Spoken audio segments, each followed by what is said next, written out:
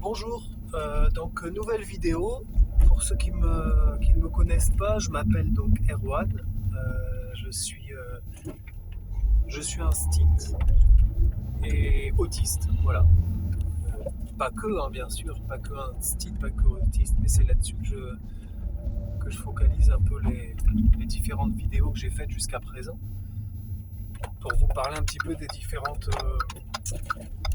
manières d'appréhender la chose et des difficultés qu'on peut rencontrer quand justement en tant qu'autiste on est confronté au métier de l'enseignement. Donc voilà, alors donc cette vidéo, prof et en arrêt maladie, en gros, c'est ça, hein. Prof autiste et en arrêt maladie.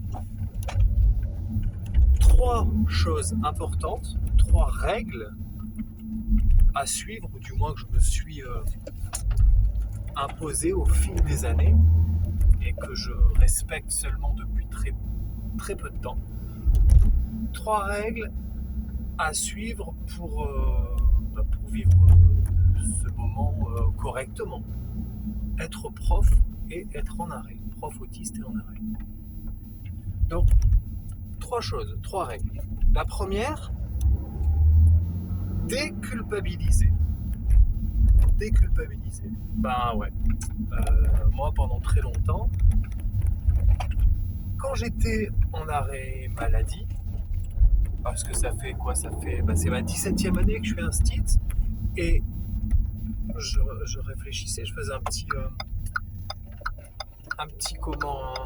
flashback, et je réalisais que il n'y a pas une année qui s'est passée sans que je ne sois en arrêt. C'est terrible, c'est terrible. Et pendant très longtemps, j'étais déprimé au fait d'être déprimé au fait d'être en arrêt, j'étais mal à l'aise, j'étais pas bien, je culpabilisais énormément. Je détestais en fait. Comment ça se fait? J'arrive pas à tenir la cadence, je ne suis pas capable, je vais vous passer les insultes que je m'infligeais. Je me détestais en fait. Et donc c'était un cercle vicieux, puisque plus j'étais en arrêt, plus je me détestais, et plus je me détestais, plus mon estime personnelle diminuait, et plus ça donnait lieu à des comportements d'autoflagellation, des comportements de rumination, et je perdais en intensité, je perdais en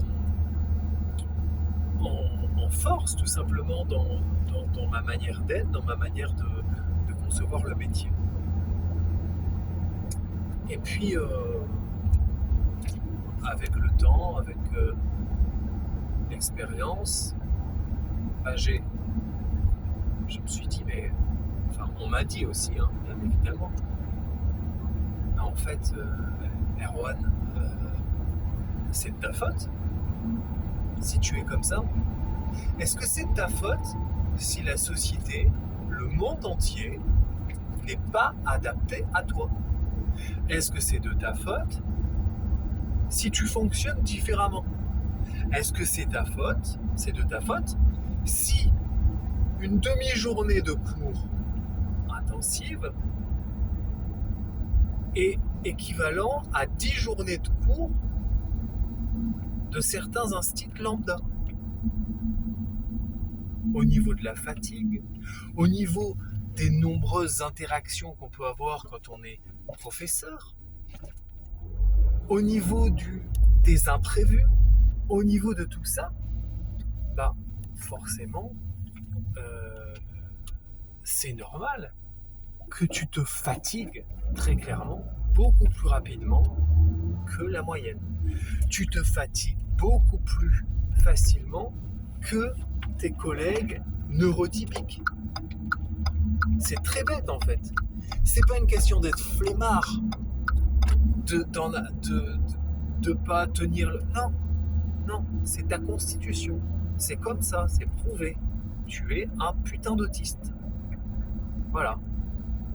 Donc, première chose, arrête de culpabiliser. Arrête de culpabiliser.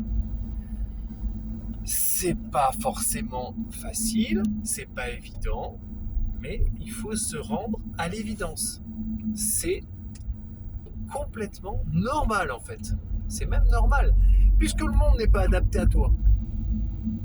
Tu veux rentrer, tu te forces à rentrer dans ce moule, dans cet engrenage, dans ce... Bah forcément, tu y laisses des plumes. Tu fais semblant une fois, 2 fois, 3 fois, et après, bam, ça tombe. Après, tu pètes un câble, tu tombes, t'es fatigué, tu pars en burn-out, tu pars en déprime, en dépression, tu deviens irascible, tu deviens... Bref, vous connaissez tout ça. J'imagine que si vous êtes sur cette chaîne, vous connaissez tout ça. C'est pas de votre faute, ce n'est pas de votre faute. Bien sûr que c'est à vous de vous adapter en partie à ce monde et à cette société, mais il doit y avoir aussi un équilibre, il doit y avoir un retour. Ce retour n'est pas toujours, et même très rarement, effectif. Donc, numéro 1, arrêtez de culpabiliser. C'est pas votre faute, vous y êtes pour rien. Et une fois que vous arrêtez de culpabiliser, ce qui n'est pas facile, même encore maintenant, il m'arrive de dire « Ouais, mais je pourrais peut-être faire un effort. Est-ce que le docteur il m'a prolongé tant de semaines c'est pas un peu de la flemme ?» Ben non, en fait. Non, parce qu'en fait, si j'y retourne, je vais reproduire les mêmes schémas. Sauf si ça change, mais ça, on va en parler après. Sauf si l'organisation du taf change. Donc non. Vous savez, la théorie des cuillères là, que Julie Dachaise avait expliqué il y a plusieurs années. On brûle de l'énergie, des calories, des cuillères, on est beaucoup plus vite que la moyenne. Et donc du coup, forcément, on arrive à beaucoup plus facilement. On arrive dans un état de fatigue nerveuse beaucoup plus forte que la moyenne. Une raison aussi pour ne pas culpabiliser, pour déculpabiliser, c'est que des tas de profs et d'instits, enfin de profs en général, sont en arrêt maladie alors qu'ils sont neurotypiques. C'est-à-dire même pour eux, des gens normaux, on va dire, même pour eux, être face à une classe, face à des parents d'élèves, face à des collègues, des réunions, des machins, des trucs, c'est hyper prenant. Ça vous bouffe de l'énergie. Sachez quand même que c'est un métier, les gens aujourd'hui en 2023, ils se bousculent pas pour être prof. Hein. Vous êtes au courant. Des profs non remplacés, vous êtes au courant, des places au concours qui restent ouvertes, vous êtes au courant de tout ça. C'est pas par hasard quand même. C'est pas par hasard. C'est un métier. Bien sûr, c'est une vocation. Moi, j'adore mon métier. J'adore faire ce que je fais. Mais ça vous bouffe de l'énergie. C'est un truc de psychopathe. Ça vous bouffe de l'énergie. Ce métier, en fait, on est quand même en première ligne. On est en première ligne. On est des tirailleurs sociaux quelque part. On se prend de plein fouet toute la merde. Pas que, hein, bien sûr, c'est toute la misère sociale, les difficultés socio-éducatives. On se prend ça de plein fouet, l'évolution des générations, les élèves qui viennent en plus, eux, avec tous les soucis de leurs parents, qui sont projetés comme ça. On est en première ligne. Et c'est en même temps passionnant, parce qu'on voit la société évoluer, on évolue en même temps. Les manières de parler, de réagir. Mais c'est violent, c'est super violent. Et et a fortiori quand on est autiste, et qu'on a un petit peu quand même, on va dire, des petits soucis avec ce qu'on appelle les interactions, jouer le jeu social, bah là on est servi quand même. Là, on est servi. Après, je ne remets pas du tout en question mes choix. Je sais que je suis fait pour ça. J'aime ce métier. J'ai une approche différente, un regard différent, une pédagogie différente. Mais voilà. Mais sur le plan de la fatigabilité, là, on va dire ça tout simplement. Sur le plan de la fatigabilité, c'est quand même vieux. Et donc, ne culpabilisons pas. Parce qu'en fait, quand vous vous mettez en arrêt maladie, quand je dis vous vous mettez, c'est le docteur bien évidemment, mais le docteur il va commencer par vous connaître. C'est pareil, culpabilisez pas face au docteur, ne culpabilisez pas face au docteur. Lui, il n'en a rien à faire. 10 minutes plus tard, il y a un autre client, j'allais dire patient, mais bon, c'est aussi client, qui arrive et il vous a oublié. Lui, il remplit une feuille. Moi, pour longtemps, mais qu'est-ce qu'il va penser le docteur? Il va penser si... J'allais dire un gros mot. Mais nique sa mère le docteur, voilà c'est bon, j'ai dit, c'est pas grave.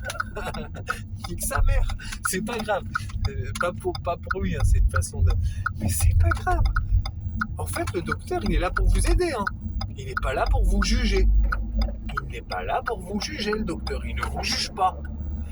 Vous arrivez, vous posez vos fesses sur la chaise, vous expliquez ce qui se passe. Il remplit le truc et voilà. Donc ne culpabilisez pas face au docteur, face aux collègues, face aux parents d'élèves, face aux élèves, face au programme qu'il faut finir et tout. C'est pas grave. C'est pas grave. Vous donnez ce que vous pouvez. Vous n'êtes pas un surhomme. Déjà, on devrait vous donner une médaille. On devrait vous donner une médaille parce que vous savez que vous êtes autiste et vous galérez dans un monde qui n'est pas adapté à vous. Elles sont où les médailles? Elles sont où les médailles? Il n'y en a pas. Non, les médailles, c'est juste rentrer chez soi en se disant c'est yes, j'ai réussi, j'ai tenu ma journée, tout ça. Mais à quel prix? À quel prix? Il faut des pauses. C'est obligé. Et de toute manière, plus vous êtes en arrêt, plus ça prouve à quel point de l'autre côté, en face, la ligne adverse, je fais exprès d'utiliser un peu ces métaphores un peu guerrières, elle n'est pas adaptée, elle n'est pas prête. Donc il faut que ça joue un peu des deux côtés. Donc ne culpabilisez pas. En vous mettant en arrêt, c'est même une victoire. Parce que vous vous sauvez quelque part. Vous vous extirpez pour éviter de péter un câble.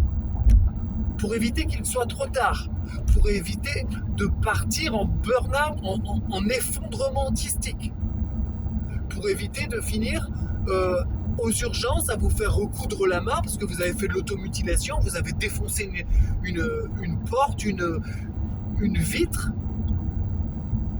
Voilà.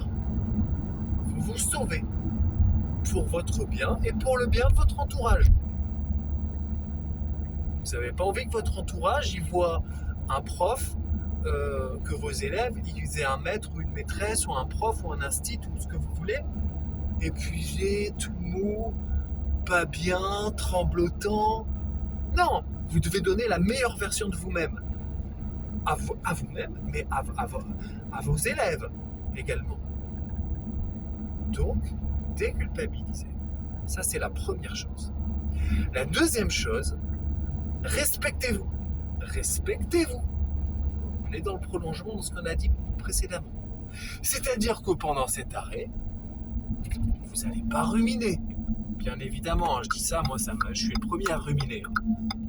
Mais si je vous dis des trucs, on va essayer de relever le niveau, on va essayer d'être positif. Donc, ne pas ruminer. Faites-vous plaisir. Accordez-vous du temps. Vous l'avez ce temps. Il est précieux.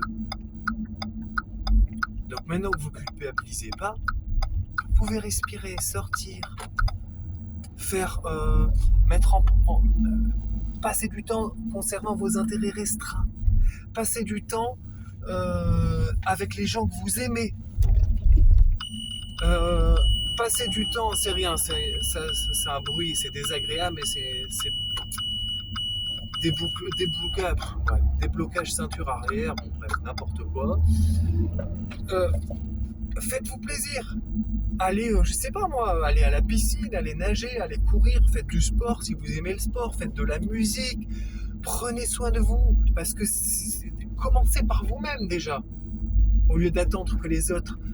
Ne vous donnez pas en pâture, à pleurnicher. Non, prenez soin de vous, respectez-vous, pensez à votre corps, à votre esprit, à ce que vous mettez dans votre ventre, à ce que vous mangez, ce que vous buvez, ce que vous fumez. Si vous fumez, c'est pas grave.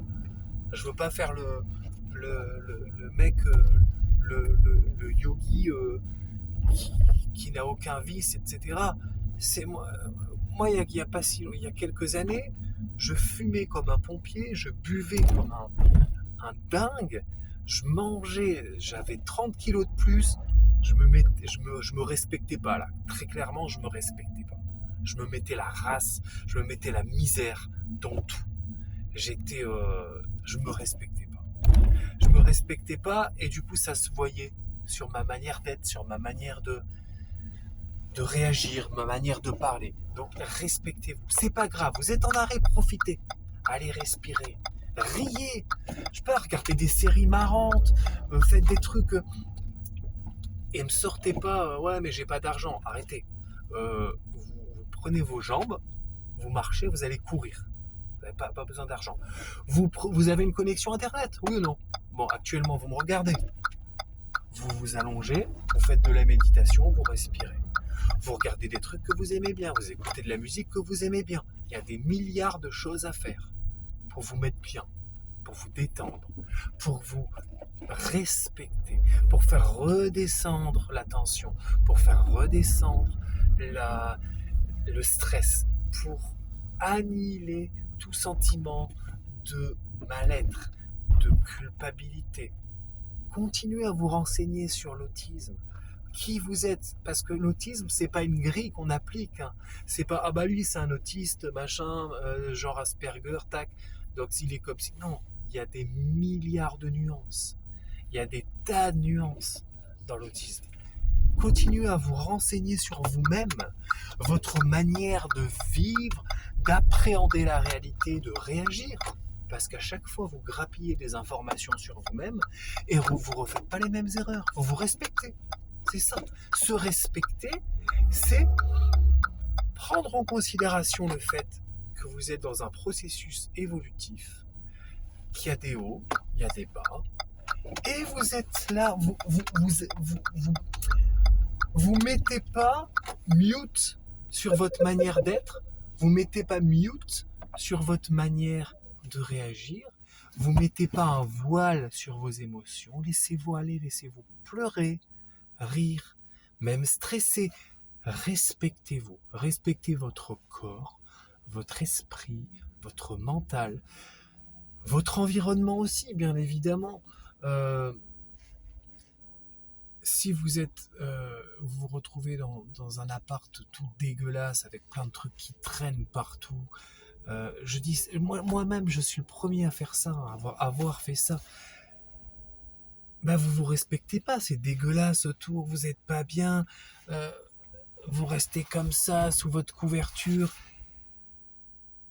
Bien évidemment, c'est nécessaire par moment. Bien évidemment, je suis pas dans le jugement, mais si vous voulez davantage dégager un truc positif, rayonner, c'est un bien grand mot encore, mais respectez-vous, prenez soin de vous.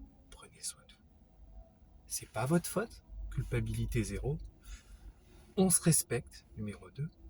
Et la troisième chose, la troisième règle, faites-vous respecter. Faites-vous respecter. Ça veut dire quoi? Les gens ils vont pas vous piétiner et vous marcher dessus en fait. Ça veut pas dire d'être violent, d'être vindicatif. Non. Faites-vous respecter. Qu'est-ce que ça veut dire? Qu'est-ce que ça veut dire, faites-vous respecter? Tout simplement. Si vous êtes en arrêt là, est-ce que c'est de votre faute? On l'a dit. Non, c'est pas de votre faute. Est-ce que vous vous aimez? Dans respectez-vous, ça pouvait être aimez-vous. Aimez-vous. Vous vous aimez.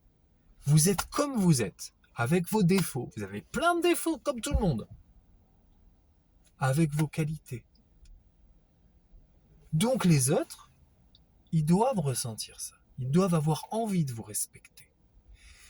Première chose, pour se faire respecter, c'est ne plus se victimiser. Ça, c'est très dur.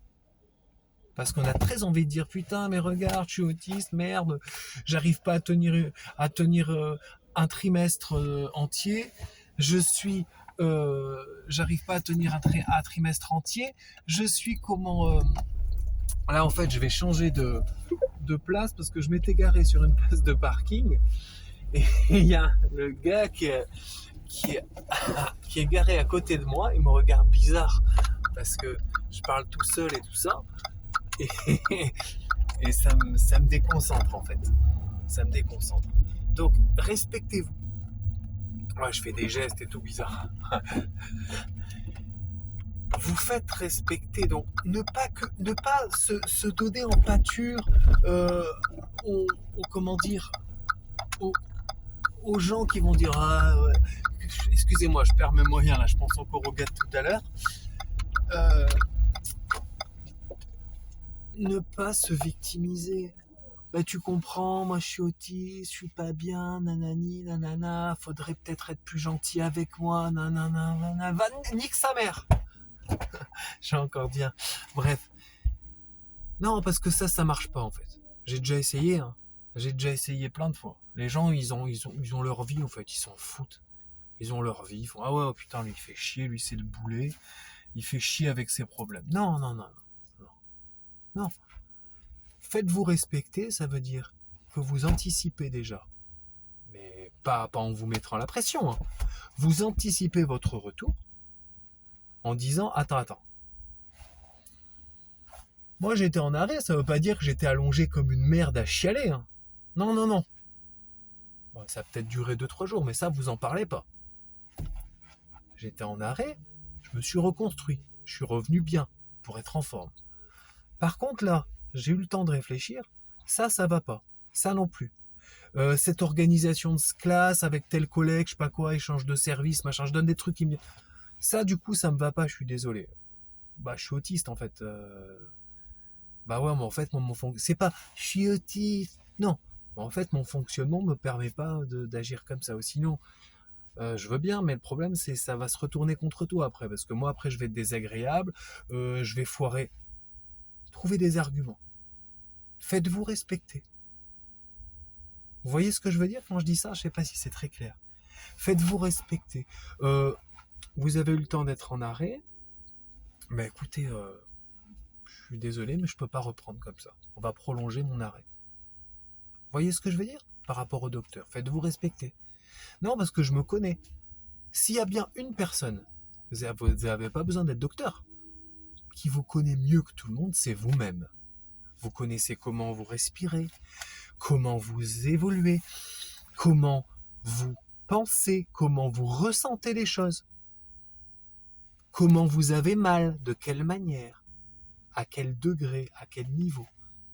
Donc, faites-vous respecter.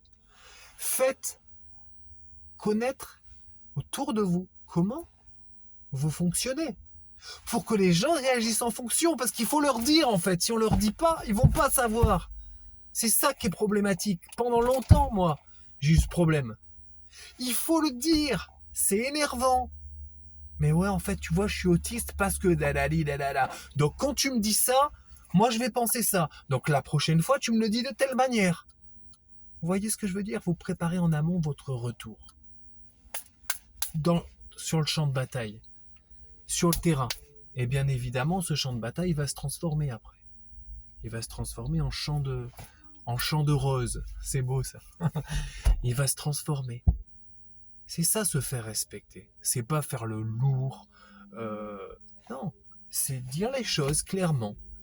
Dire, ben voilà, moi j'ai un souci. Je sais pas, vous êtes prof dans un collège. Vous faites pas des grandes annonces. Vous envoyez un petit mail au principal ou à la secrétaire du principal et vous exigez un petit rendez-vous. Voilà, faites-vous respecter. Bonjour, ben voilà, donc là j'ai repris, il y a quelques petites choses que j'aimerais revoir, monsieur le principal ou madame la principale. Là en fait, vous comprenez, quand j'ai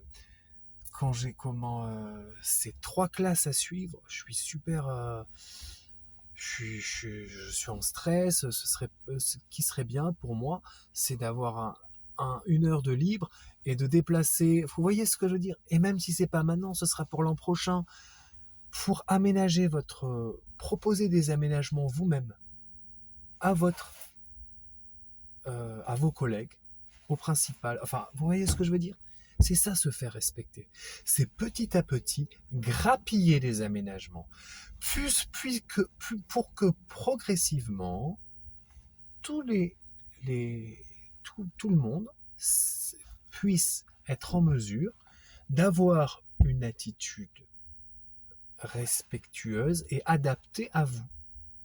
Et que l'organisation matérielle, l'emploi du temps, soit davantage adapté à vous. Enfin, il y a des milliards de façons d'adapter.